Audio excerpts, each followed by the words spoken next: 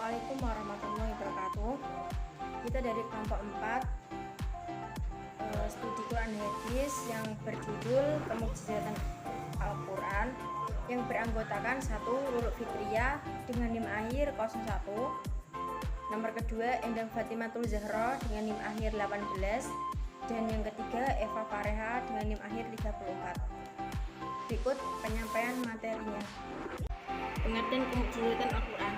Mukjizat secara etimologi berasal dari kata mu'jaron, yang berarti melemahkan, mengalahkan lawan atau musuh atau menjadikan tidak mampu, sebagaimana firman Allah dalam Quran surat At-Taubah ayat 2. Fasihu fil ardi arba'atan asyhur wa'lamu annakum ghairu mu'jizillah wa innallaha mukhzil kafirin. Artinya, maka berjalanlah kaum musyrikin di muka bumi selama 4 bulan dan ketahuilah bahwa sesungguhnya kamu tidak akan dapat meremehkan Allah, dan sesungguhnya Allah menghinakan orang-orang kafir. Quran surat At-Taubah ayat 2. Sedangkan menurut Kamus Besar Bahasa Indonesia, mukjizat artinya kejadian atau peristiwa ajaib yang sukar dijangkau oleh kemampuan akal manusia. Sedangkan menurut terminologi mukjizat Al-Quran adalah ketidakmampuan siapapun untuk menjawab tantangan Al-Quran sebagai bukti kebenaran risalah Nabi Muhammad SAW. Aspek kemukjizatan Al-Quran. 1. Gaya bahasa yang mengandung susunan yang indah yang berbeda dengan setiap susunan yang ada dalam bahasa orang-orang Arab. Susunan Al-Quran yang berlainan dengan setiap susunan yang diketahuinya dalam bahasa Arab membuat Al-Quran tidak bisa ditandingi dalam ketinggian sastranya.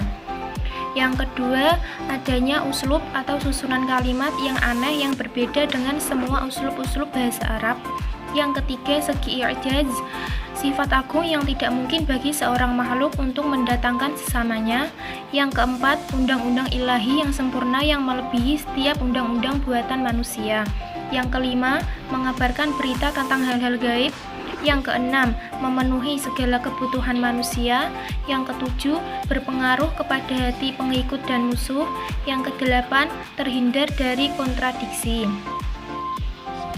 Menurut Mana Al-Qotton, dalam membicarakan aspek-aspek kemukjizatan Al-Quran pada dasarnya tidak terlepas pada 3 aspek utama, yaitu yang pertama, kemukjizatan bahasa. Bahasa Al-Quran dengan segala keindahan susunannya, uslubnya, penuturannya, dan lain-lain membentuk kemukjizatan tersendiri dalam Al-Quran yang tak tertandingi oleh orang-orang Arab. Yang kedua, kemukjizatan ilmiah. Kemukjizatan ilmiah Al-Quran bukanlah terletak pada pencakupannya akan teori-teori ilmiah yang selalu baru dan berubah serta merupakan hasil usaha manusia dalam penelitian dan pengamatan, tetapi terletak pada dorongannya untuk berpikir dan menggunakan akal, mendorong manusia agar memperhatikan dan memikirkan alam. Yang ketiga, kemukjizatan tasyri'. Adanya banyak doktrin, pandangan, sistem, dan tasyri' atau perundang-undangan yang bertujuan tercapainya kebahagiaan individu di dalam masyarakat utama, namun tidak satupun daripadanya yang mencapai keindahan dan kebesaran seperti yang dicapai Al-Quran dalam kemukjizatan tasyri'nya. Kemukjizatan Al-Quran.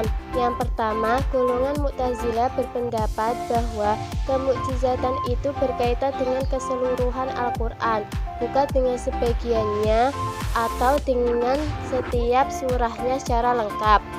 Yang kedua, sebagian ulama berpendapat sebagian kecil atau sebagian besar Al-Quran tanpa harus satu surah penuh juga merupakan mukjizat.